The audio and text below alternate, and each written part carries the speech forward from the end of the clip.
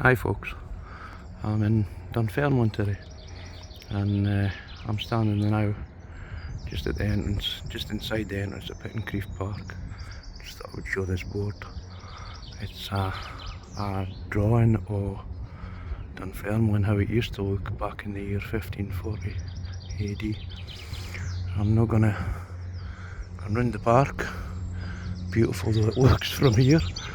What I'm gonna do today is I'm gonna go round the Abbey, and I'm gonna go round the palace, and I'll probably go round the graveyard as well. In fact, no, probably, I definitely go round the graveyard, and I'll probably do them all in separate videos.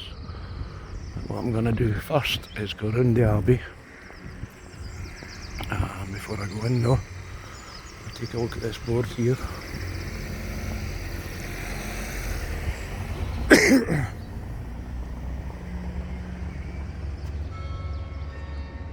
Do my usual. I'll just let if he's want to pause the video and have a read at the board, please do.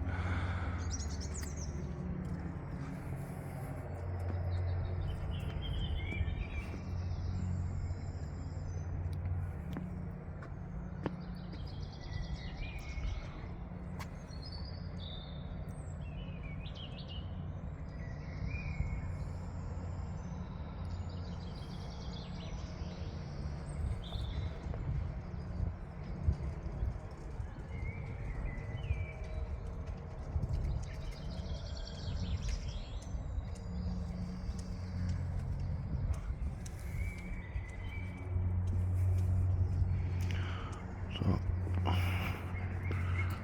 take a wander into the Abbey now.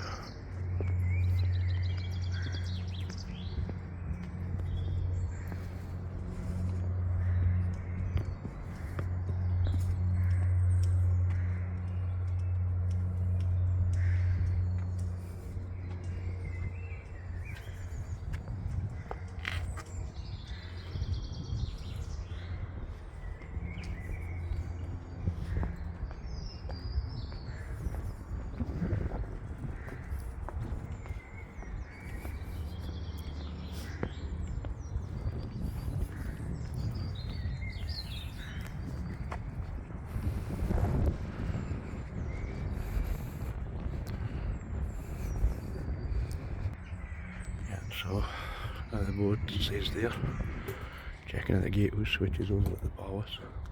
I've already done that, so and I recommend to start your visit by going around the palace first, but I'm not going to do that.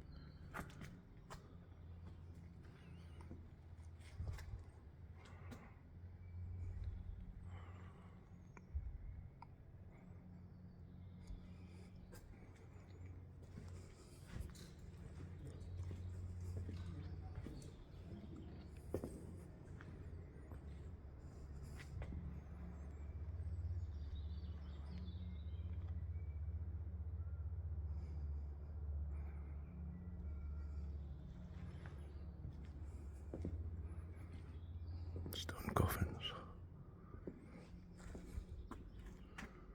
This one appears to have a carving on the top, which I can't really make out.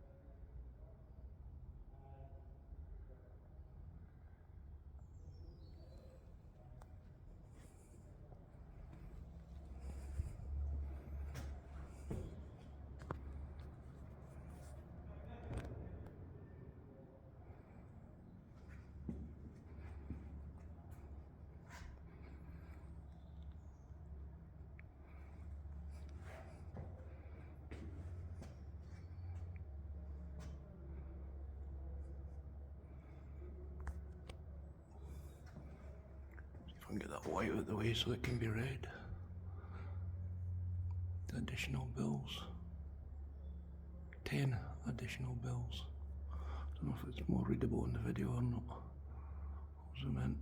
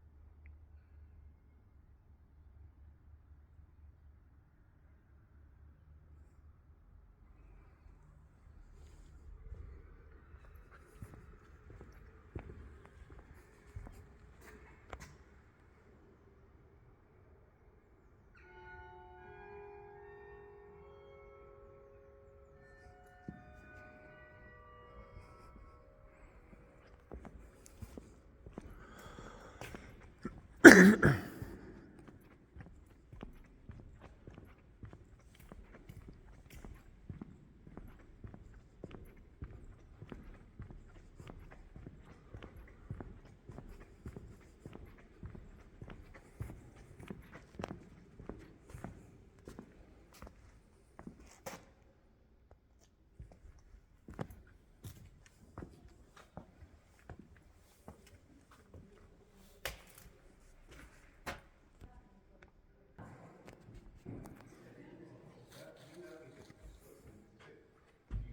to one site, then they got trying to manage it from other sites. So it means they'd have to kind of pay double. In the grand scheme of things, what's £100 or the kind of upscale equivalent?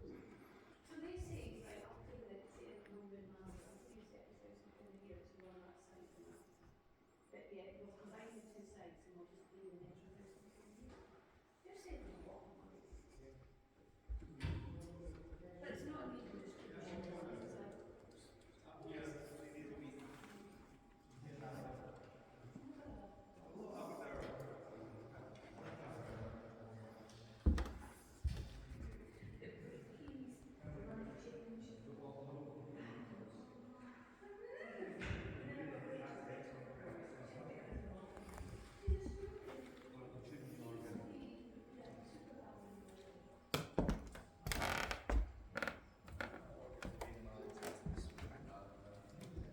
It's very distracting. There's a young Asian lady in here. You'll see her. She's a wee Asian girl. She comes in, she's very quiet. So why can't you all be quite quiet? Just play a little game.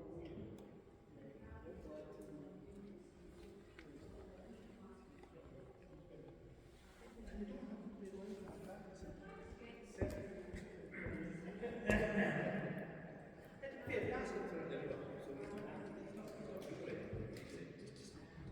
We're trying to provide a set.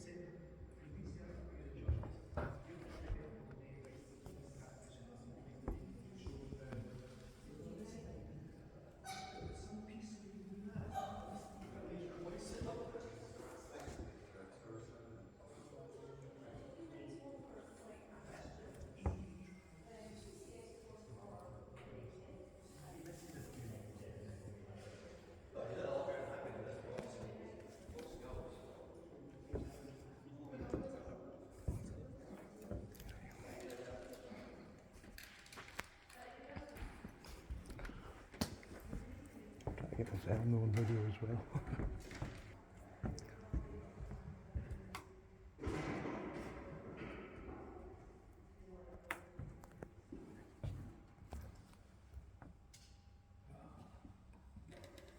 I was just down at Alderston the last few days in the Lake District. It's really gorgeous. The lawn gardening as we're standing on. Fantastic choice.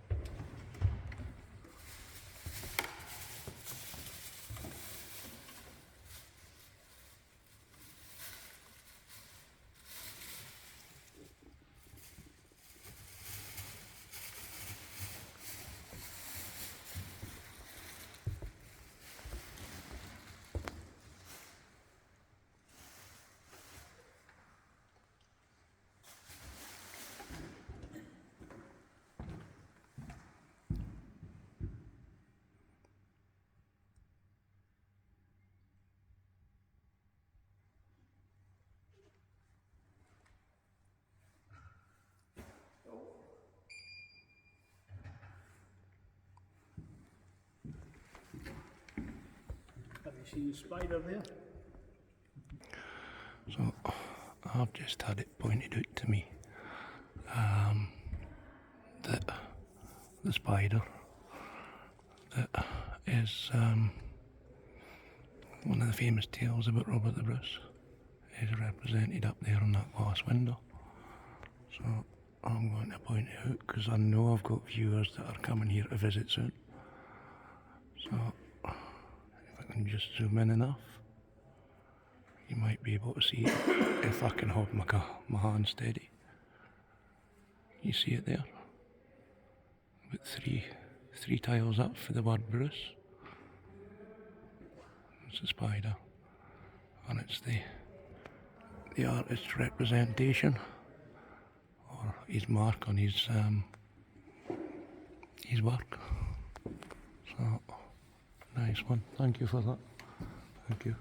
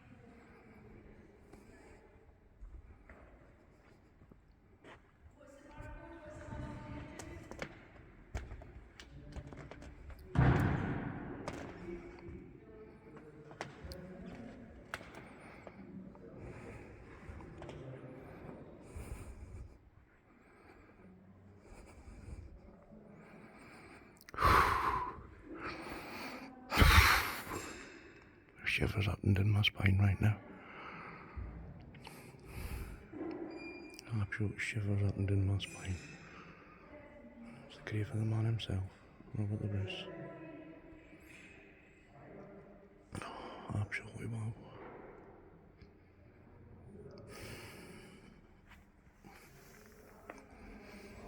Gotta be on my knee for him. Lump in my throat. For those that don't know, I'm actually in touch with the descendants of the Black Douglas, the good Sir James. You'll probably have heard me if you've watched through some of my videos, you'll have heard me mention it earlier.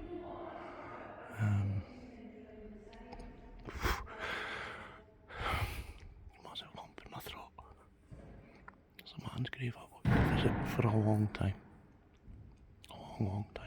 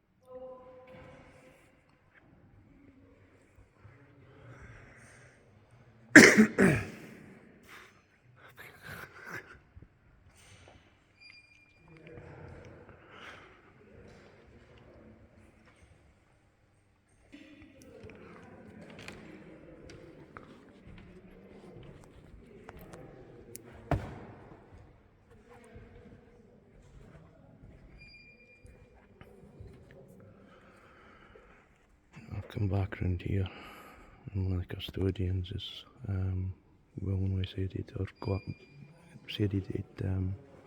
us a wee bit about the Bruce. So I'll keep him off the video, but I'll let him speak and say what he tell us what he wants to say. Here we have the grave of Robert the Bruce. Robert the Bruce, when he was King of Scotland, he always wanted to go on a crusade. That Scotland was a very unruly country, and he knew that if he went on the crusade, he would probably lose his throne. So what he said was that when I die, take my heart from my body and take it to the Holy Land for it to be buried in Jerusalem. When Bruce died in 1329, his heart was removed and was taken on the pilgrimage to Jerusalem for burial. But they only got as far as Spain when they were the knights who were taking his heart to Jerusalem were involved in a battle and they were killed. His heart was then brought back and was buried in Melrose, and his body had been buried in Dunfermline Abbey. His grave was marked by a very ornate monument above it. At the Reformation in 1560, the Reformed Church didn't like the trappings of the then Catholic Church, or what was just known as the Church of the Day. So what they did was they blocked off the nave, they worshipped in the nave, and this part of the abbey was sacked and fell into disrepair.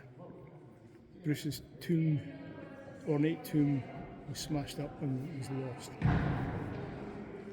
In 1818 they decided to build a new church because the nave wasn't big enough for the congregation. So the church that we're in now, there was known to be 10 royal burials under the floor. 2 kings, 3 queens, 3 princes and 2 princesses. But they didn't know exactly where they were. So they started work on the foundations and they came across this tomb. And they reckoned it might be of some significance, so a guard was posted on it and the Royal Remembrancer was dispatched up to Scotland, up to Dunfermline in fact, and they opened up the tomb and found that there was a body that had been laid in the tomb covered with lead sheet. When they peeled the lead sheet back, they found it had gold cloth. It had been bound in gold cloth, so they knew that was a royal burial. When they took the cloth off, they found the breastbone had been split. So they knew that it was Robert the Bruce because his breastbone had to be split to remove his heart. He was reinterred under what's now the pulpit, and his grave was marked by a simple wooden plaque. In the 1880s, Lord Elgin thought that, who was a direct descendant of Robert the Bruce, thought that they should have a more elaborate grave marker. So he paid for this grave marker, and this is now. Well, thank you. You're welcome. Much appreciated. Yeah. I'll carry on round now. Thank you. He's actually, there was a strange habit in the 13th, 14th century that people of royalty often had what they called viscerated, where they took out all their internal organs, a bit like a mummy. Yeah, I've heard that. Yeah. And Bruce's visceral are somewhere over were in a church near Dumbarton, somewhere. Right. I don't know exactly where, but because he died at Culdrose, which is near Dumbarton. Right. One of the other things I know is that, like, when Douglas's body was brought back from Spain, and it seemingly happened with a lot of bodies that were moved, they would actually boil the bones or boil the bodies and take the bones. Yeah, that's what happened to Edward I Longshanks. Right. When he died near Carlisle, his bones were. Yeah. His body was boiled, and it's just the bones. Yeah. It's, Scary. the thing that often gets me is that there's a strong connection here with St Margaret. Is that the person is made into a saint, is elevated to a saint, and they come along and they chop up their remains and put bits here, there, and everywhere. And I think, just leave them in peace. Yeah, exactly. One I haven't visited yet, and I'm planning on it pretty soon. St Cuthbert. They reckon that I'll keep it going. They reckon that when he died, his coffin was opened up maybe 60 or so years after, and his body was like new. And they basically turned him into a saint then. Yeah. And obviously they escaped from Lindisfarne to avoid the Vikings, taking the body along with them. And it was opened up, his coffin was opened up again a couple of hundred years later, and it was still brand new. pristine. Yeah, yeah. And I reckon the last time it was opened up was in the 1800s. Still the same. So, yeah, a very, very godly man. Yeah, yeah.